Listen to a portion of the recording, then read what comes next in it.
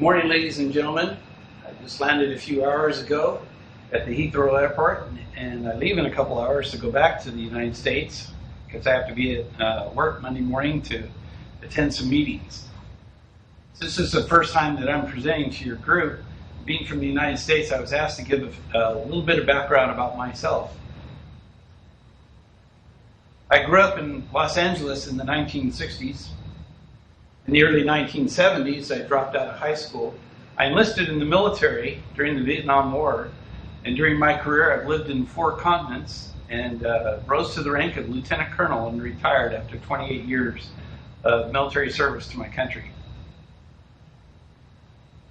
In the early part of my military career, I jumped out of airplanes when I met this guy. And I was one of 5 and the youngest lieutenant in our unit in all of Germany to receive this particular award, which is the Expert Infantryman Badge, which is the highest award that an infantryman can receive. He came to Gelnhausen, Germany to pin it on me, and we talked for about 5 or 10 minutes, and 10 years later, he still remembered my name, and he remembered that moment.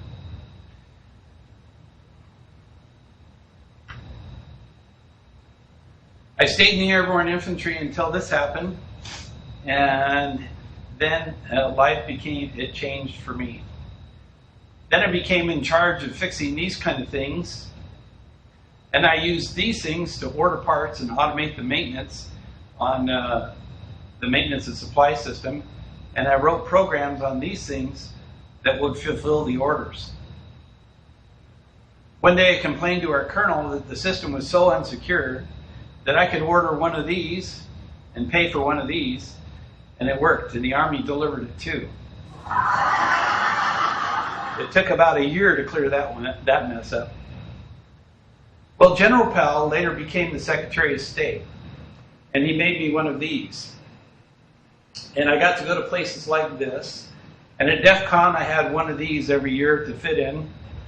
And later the general handpicked a number of us IT tech guys to go over to the Department of State and work for him and live in distant lands and cultures and do fun things. Since retirement, I have honed my security skills by literally working on different continents and countries and consulting with some top organizations here in the United States.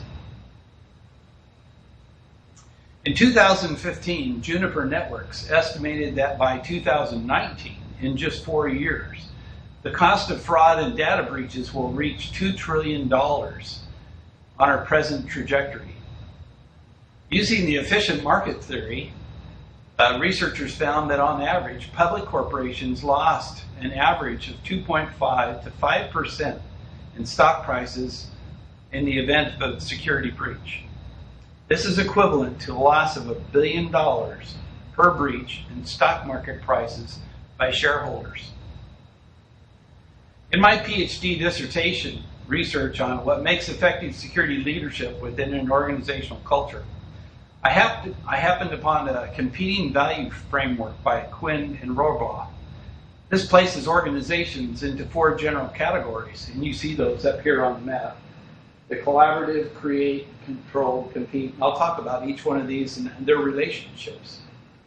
This resulted in a model that has 2 opposing axes, one vertical and one horizontal. The vertical axis looks at organizations and their degree of flexibility and stability and control. Along the horizontal axis, it looks at organizations and their external focus and being able to make money and engage external clients, and their internal focus. This created 4 different types of organizations, as I alluded to earlier. The first one, and most organizations can be put into one of these 4 categories. The first one is to collaborate. They're a family-oriented type organization. They do things together. They focus on their own internal people. Then there's the creative organization. These are the innovative type organizations. They do things first, and their strategies reflect that, but they're an externally faced organization. Then there's the competitive organization. They do things efficiently, and growth is driven by external stakeholders and dominating their markets. The last one is the control type organization. They do things through enhanced internal processes and efficiency. What I found is that the two top type organizations, the collaborative and the creative type organizations, they did not correlate with the principles of information security management, namely confidentiality, integrity, and availability. I threw in another one of accountability as another variable, and there was no significant relationships between those variables and either of these two types of organizations. But what I did find is that the type of organizations that were into stability and control, there was a significant correlation between those organizations that were in control and they were competing type organizations. Today I'm going to focus on the creative type organizations and what it takes to implement security within these types of organizations. At the conclusion of my dissertation research, my paradigm shift as a security practitioner was not just in protecting the business, but what I needed to do was to enable the business and to help them reduce risk and build in security and developing their plans and enabling them to innovate and to crush their competition. I could talk for days on this subject. So in the interest of time, I'm going to center my remarks on the case studies that I did following my dissertation, during my dissertation research that I did for implementing security within innovative organizations. And I looked at three organizations. One is Pixar, Nike, and Berkshire Hathaway.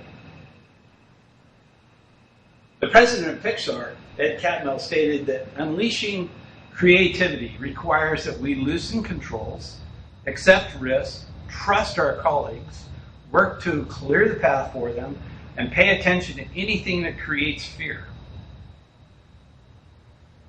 What I did learn from my research is, first, I learned 5 very important things. We must build it before they will come.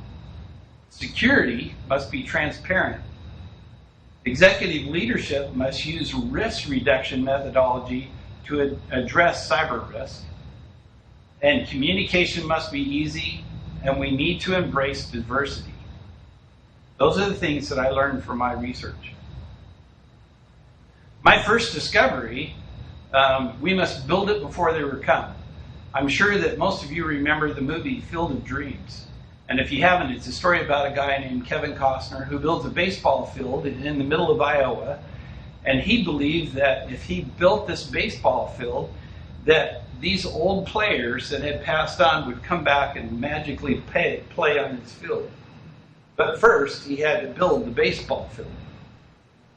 In today's modern organizational culture, we're allowing our employees to work from wherever and whenever they want, and as long as they do their job. What I found is that employees of innovative and creative type organizations wanted to work at their local Starbucks. And they wanted to collaborate with employees working at their local Starbucks without the security guy looking over their shoulder. The problem is that normally we install a simple network to get things up and going first, and then we put users on it, and we try to secure it, and then we say, oh, we can't change it if we try to implement too much security. We can't change it because we're doing critical processes on it, so we're stuck. So then we bolt on a firewall that's configured wide open, and a VPN to make executives go, ooh, this must be really secure. And what we end up with is this driving down the road. So what kind of program are you driving? What does your security look like? But if we would take a page from the playbook of these innovative organizations that I studied, they build it right first. They invest the money first. And then they put users into it. What was the one thing that I consistently found within these type of organizations, these successful, innovative organizations, is that they built it first, and they always put their most important critical assets in an area that has default deny on the firewalls. Too often do we put our critical information within an area or an enclave, and then we configure the firewall open, and only then do we put it into production, and only then do we try and restrict it. Second, security has to be transparent. When I was a young major in the military, as a security guy, I fancied myself as a cross between Seinfeld's Soup Nazi and Snake Plissken. So you probably wouldn't even know who the Soup Nazi is unless you got into American New York type comedy. I ran around and I made everybody's life miserable. I'm sure you have the same thing over here. I made everybody's life miserable about password policies. If they didn't have a complex password, I made sure that the system forced them into complex passwords. And what this had to do, what it did is that they were so complex that they wrote it down, they put it under their keyboard, or they put it under their monitor, or around their monitor. But we found that if we use stacks of GPU cards, we found that we could crack any password or SAM database within a few minutes. And the world has changed. It was 15 years ago that Bruce Schneider said, passwords are dead. Get over it. So how did the case study for organizations make security transparent? First, employees in the R&D, network operations, and other innovative organizations, they were issued a MacBook Pro and a phone. And they were given these devices as their own, and if they lived or they worked at the company, if they stayed for more than 2 years, they got to keep the devices for their own personal use. Well, the iPhone had a token on it and a two-factor software that was tied to their account, and everybody else was on a desktop, and that desktop was not allowed to leave the building. So there had to be a business justification to have someone on a laptop. And then the laptop was secured. Within the organization, there were 2 wireless LANs. One was always set up for vendors or visitors who came in who wanted an internet pipe, but what they did was that they made it a separate pipe. This pipe went out through Comcast or AT&T, but it wasn't the one that was serving their internal network. The 2 didn't touch. So those people got on those LANs. The employees got on the other one for the employee wireless LAN. The employee wireless LAN, when they jumped on, the system would check to see if they had all their patches and updates.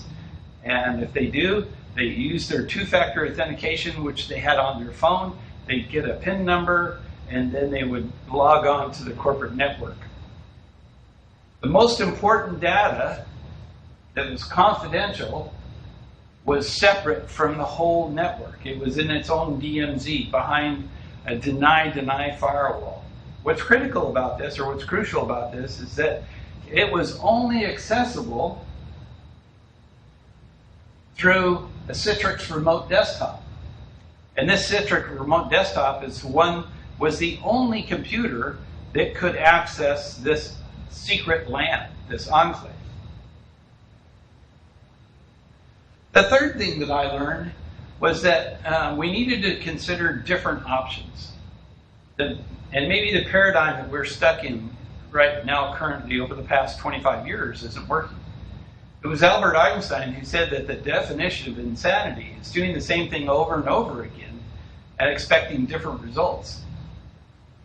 What I learned from these case studies is that, without exception, was that security in innovative organizations was considered a risk value instead of being an IT-based ROI value opportunity. So they spent money and lowered their risk instead of having security define what's the return on investment if you want this type of stuff. Let me explain. In a recent survey of US-based organizations that were breached in 2014, it was found that 93% of all organizations breached within the United States, this is in 2014, just last year, that 93% of all organizations breached within the United States didn't have a CISO. 97% of all the organizations breached within the United States failed to show cybersecurity as a risk. 98% of all the organizations that were breached within the United States hired a CISO within a year, and 45% of all organizations that were breached during the years of 2007, 2012 are now out of business. Benninger stated that we will need a paradigm shift in order to create a new point of view. And this revolution demands a new means of communicating the missions.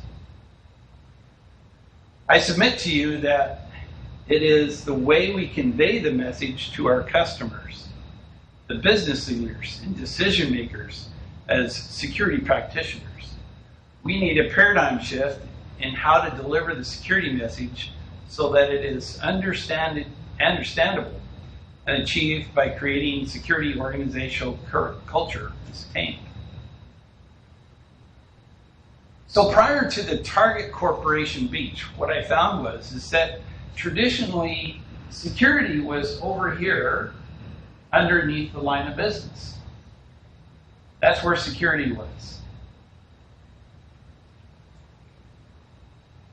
There's been a shift in the last 10 years to place, under recent breaches, the last 10 years to shift the CISO underneath the CIO, which made sense. Most of the CISOs came from the tech and innovation and IT operations people. They were tech people. And it made sense to put them there. And the CISO managed people in their security operations, governance, and intelligence within the CIO program.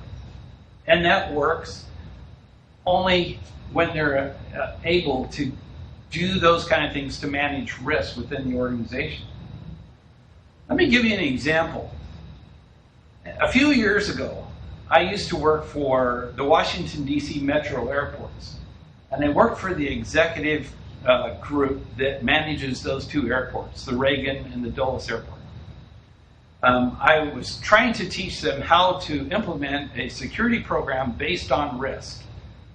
And I had made the comment to the CEO one day. I said, "You really don't know what's going on here in your organization, do you?" And he admitted to me that he didn't.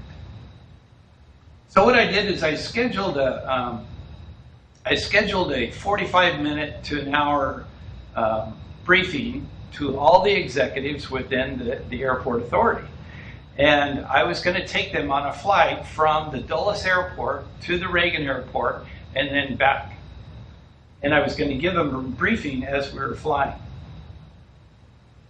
So as we were in the hangar, we went to the hangar, and two of the guys that I had asked to be the pilots were now in the executive group. And they were both licensed, certified pilots. They loved to fly. They talked about flying all the time. They flew on the weekends and holidays. And I asked them if they wouldn't mind piloting the aircraft. They were familiar with this particular aircraft. They said that they would, and that they would check it out, do a check on it first. And so we all went out to the Dulles Airport into the hangar, and we boarded the aircraft. These two pilots went up front, and by the way, these two pilots were both the guys who really disliked having me involved in their business, because they knew that they had critical applications they were trying to deploy, but they knew that if they had me involved, that I would throw a monkey wrench in the network. And so they really kept me at arm's length. So it was a crappy day. It was raining, it was storming, there were black clouds, it was windy, and this was going to be an instrument-only flight. It wasn't going to be a VFR where you could just use line of sight and then fly in, use your radio, and it was going to be an instrument flight. So the two guys went up front, all the rest of us were loading in the plane. They went up front, and about 2 minutes later they came back and they said, "What the heck is this?" And they came back and they said, "We can't fly this plane. Are you crazy?" And then some other people, they got up out of their seats and they went towards the front. They looked in the cockpit and they saw this. And they were all really incensed with me, and really angry. And it was at that point that the CEO, he said, "Look, folks, just take a seat." And I thought I was going to get lynched. And he said, "Look, take a seat." So they all took a seat. And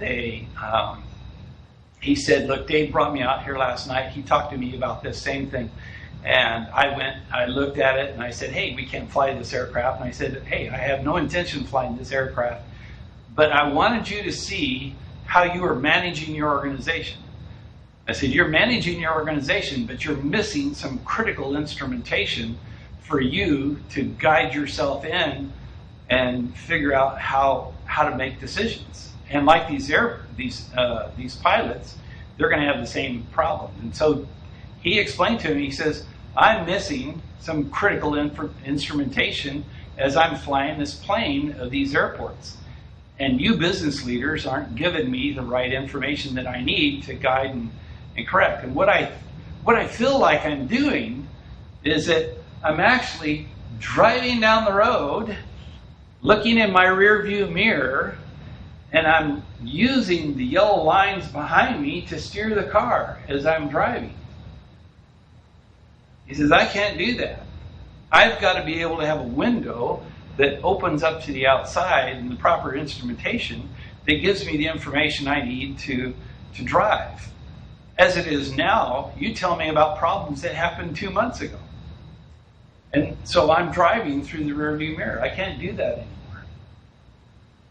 So to enable the CISO to work a little bit more efficiently under risk management is that we came up, these innovative organizations came up with inserting a CRO in an enterprise. They have an enterprise CRO. Sometimes the CRO and the CFO play double duties. They also have the CISO as a dotted line reporting structure to the CRO to report what the risk is. And this risk gets reported to the board. No longer does it get filtered by the CIO who's trying to enable his pet projects to get through the system. So when funding comes out and he has to get his pet projects through the system, or the projects that he's rated on, sometimes the money is taken from the CISO, which is, it does cost a lot of money. And instead, the CRO, he gets all the risk, and he says, "Now look, between the CIO and the CRO, they say, look, we have this much risk, and we should address these high-risk things first, and then the mediums later, and then the lows a little bit later, but we should allocate our money in accordance with this high risk." Makes no sense to deploy an application out here that has high risk, and we know that we're going to get hacked. This doesn't make sense. Let me illustrate this with a personal story. As I stated earlier, my first duty station was Alaska. During in and amongst my military training, I would go out with an Alaska State biologist who tagged bears. And the military guys, we all did this. And so we would take a whole platoon out or a squad, and we'd assist this biologist who tagged these bears and to understand their migratory habits. And this required us to go out for 4 or 5 days on end. Well, we had a lieutenant who, after a year or two, we got a brand new lieutenant, second lieutenant out of West Point, who thought he was God's gift to all military operations, and that he was the smartest guy on post. And you couldn't tell him anything. And as we were going out on one of these operations, our sergeant brought all of us in, to include the lieutenant, and he said, now remember guys, keep your sidearms with you in case you run into a bear. If you can't get away from him, you have to defend yourself. You have to shoot him. You have to defend yourself.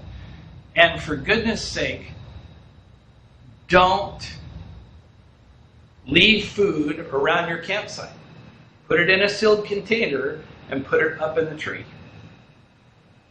Well, this lieutenant, when we got out to the field and we were hunting down and tracking these bears, we had to bed down for the night. We had dinner, cleaned everything all up, put it in our boxes, and put it up in the trees and made sure there was no food in our campsite so that the bears would get into it or get into us. And well, this lieutenant, I don't know what he did. He was separate from our camp. He didn't like to be with enlisted people, I guess. And so he kind of separated himself from his camp. I didn't know what he did.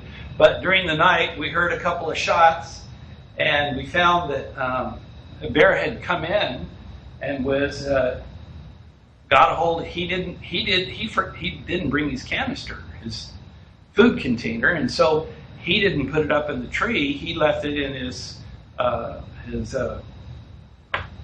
tent during the night. And we heard a couple of shots rang out, and the bear came in and got his food and got him too. And this is it was in the news and everything. And he got killed, and that was the end of him because he didn't really take this risk seriously. It's the same in our corporations. We know that there's hackers out there like these bears. We know that they exist.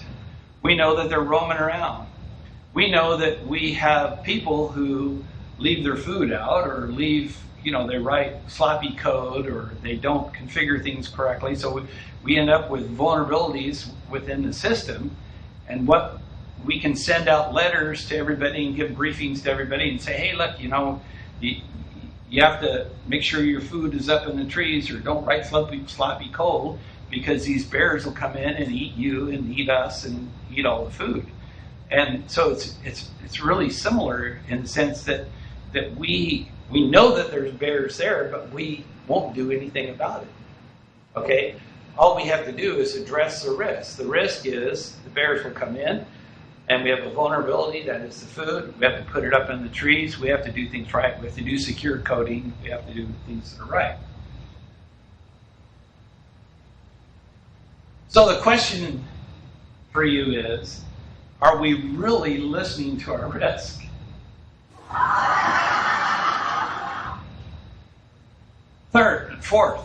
Fourth thing, communication has to be easy. It was George Bernard Shaw that said that the single biggest problem in communication is the illusion that it has taken place. That's very true. For example, this chart was a result of many, many months of contractors and senior military officers putting everything together to explain how the operations in Afghanistan were going to work and how they would win the war. When the Secretary of Defense flew in, and during one of his visits, and they presented this slide to him, rather than being impressed with their utter brilliance, what he said is, when we understand this slide, we'll have won the war. And it's sad because it communicated absolutely nothing to him. And that slide, I can't tell you how much money was spent putting that slide together, but it was absolutely worthless. Let me again illustrate with another point. I told you earlier that I joined the Army in the 70s. I went to Alaska. All I wanted to do was to get out of LA and go to Alaska. And I ended up in a unit that was a first-line defense unit for the Alyeska pipeline. We were airborne infantry, so we would get on C-130s. Right next to our base was Elmendorf Air Force Base, and we'd get on C-130s and we'd go parachute in to secure these objectives that the Russians could have got over into the pipeline and taken it over, and we were the guys that were going to go over and, take care of it. And we trained all winter.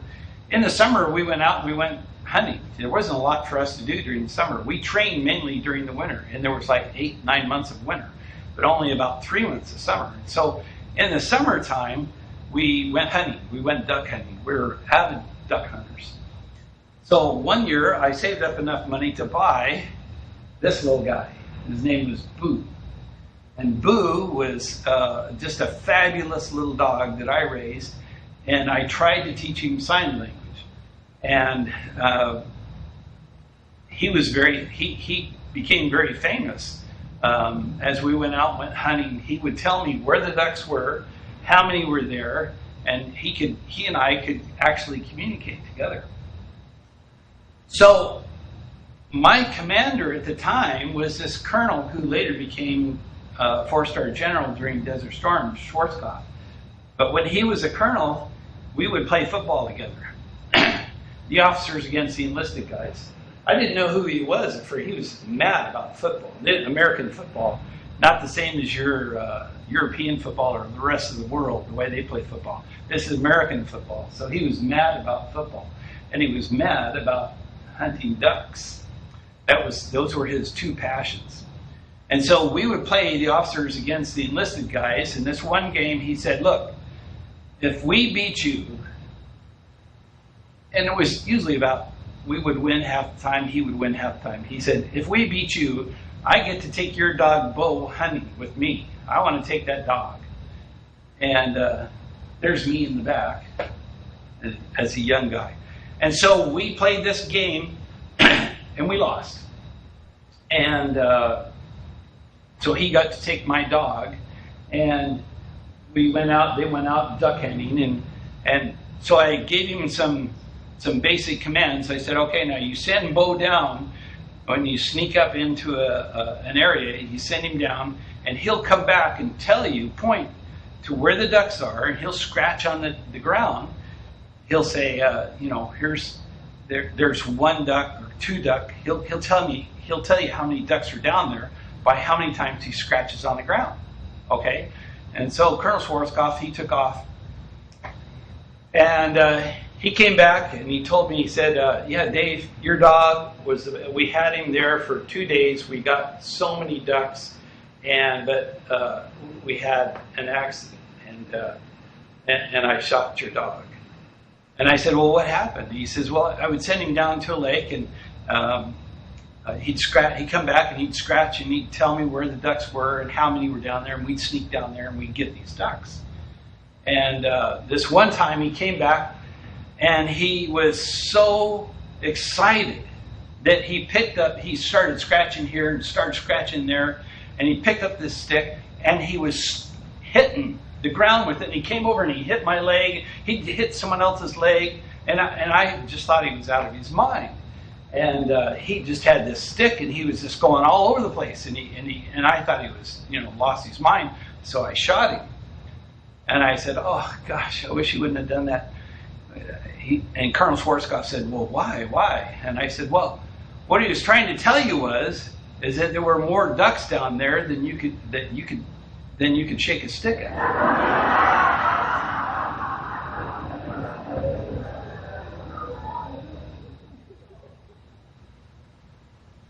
So the point is, we live in a collaborative world now. We're more diverse. Might be a little hard to understand each other's accents, but we have to be patient.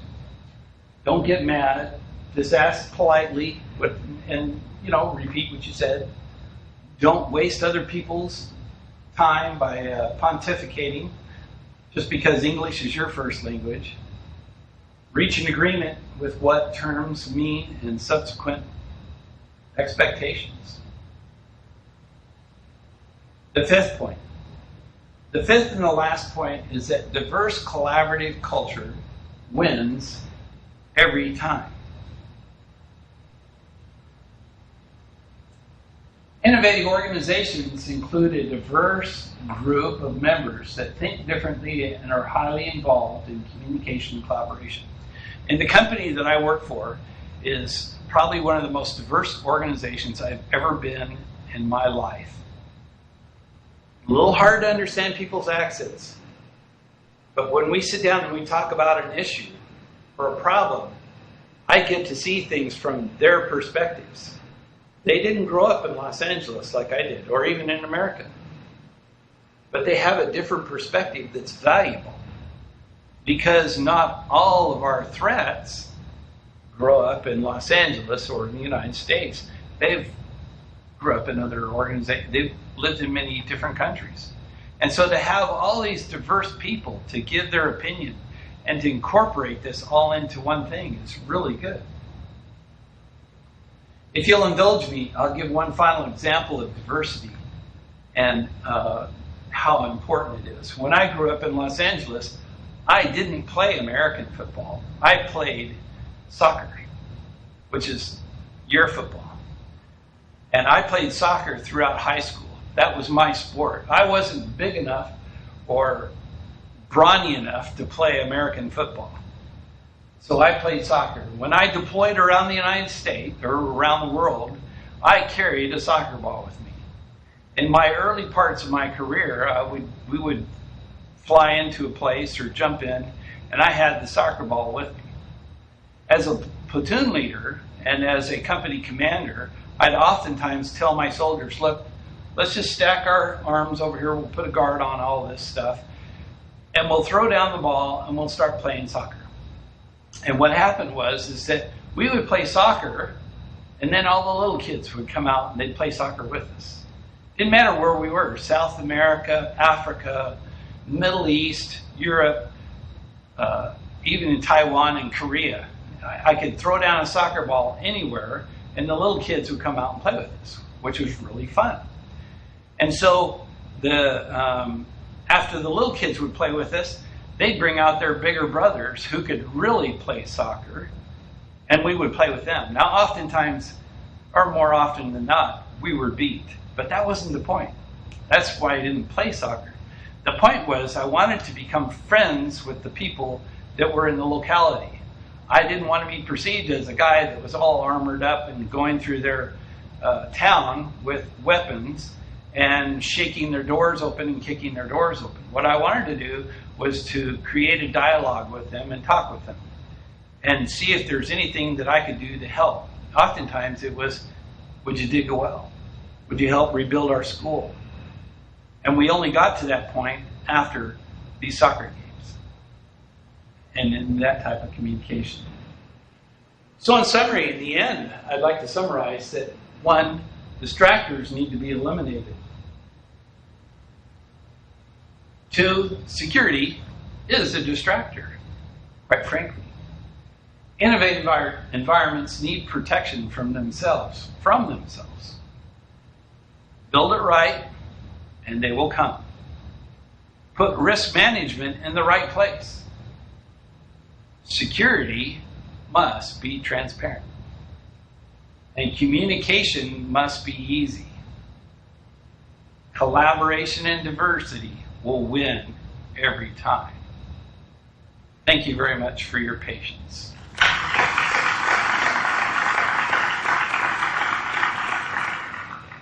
Now, if there's any questions, I could entertain a few questions. I don't go to the airport now for a couple of hours. Bob?